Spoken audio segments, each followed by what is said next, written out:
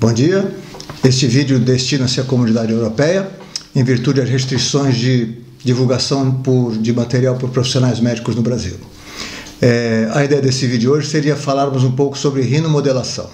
As pessoas têm mandado alguns e-mails, perguntado para as secretárias dos consultórios e vamos tentar dar alguma explicação a respeito disso. A rinomodelação seria uma inclusão de material permanente ou absorvível na região do nariz. Obviamente, vai ser feito um preenchimento, vai ser feito um pequeno aumento. Então, ele não vai servir para todas as deformidades, todas as solicitações dos pacientes. Então, para que serve a rinomodelação?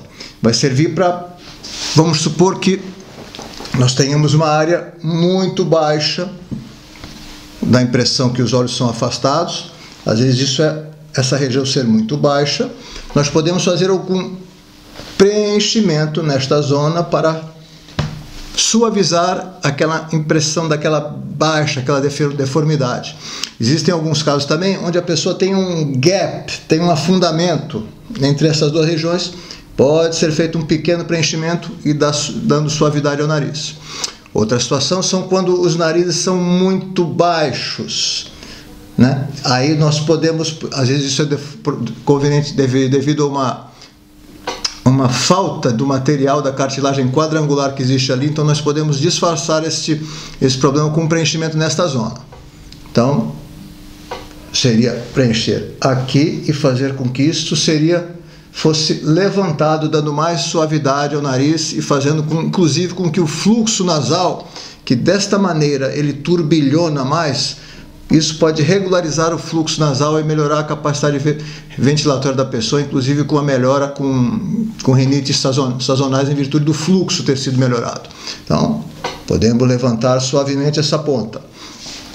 Uma situação muito comum também são os narizes que estão muito pequenos na região alar. Então, parte dessa diminuição pode ser corrigida com preenchimento, com essa inclusão de material. Tudo feito com anestesia local, tudo que nós falamos anteriormente. Anestesia local, com suavidade, mas com boa indicação. Não é qualquer pessoa que pode fazer esses procedimentos. Então, como falamos anteriormente, quando a falta das cartilagens alares, quando o nariz ficou um pouco menor do que nós gostaríamos, ou que a pessoa gostaria, isso pode ser feito um pequeno aumento nessa região. Para que a rinomodelação não serve? Não serve para quando nós temos um nariz grande, quando a pessoa tem a intenção de diminuir o nariz. Então vamos supor que haja uma giba osteocartilaginosa grande. Então aí nós precisamos ter que diminuir isso com uma raspa, com alguma diminuição nesta zona para que isso fique baixo. Pequenas gibas podem ser corrigidas com pequenas inclusões acima ou abaixo, mas isso depende da avaliação. Outra coisa que é muito comum também são pequenos desvios. Precisamos fraturar o nariz inteiro? Às vezes nós podemos fazer com rinomodelação também.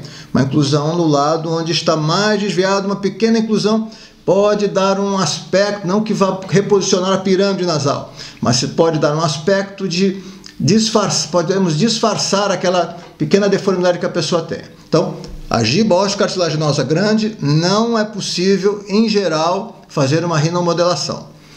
Narizes que tem a ponta grande, que tem a ponta bulbosa, em geral a gente precisa diminuir essa ponta. Então vamos supor que essa região seja grande, a pessoa queira diminuir essa região, tem um aspecto mais fino na ponta do nariz, obviamente a gente não vai conseguir fazer com uma rino com preenchimento dessa zona.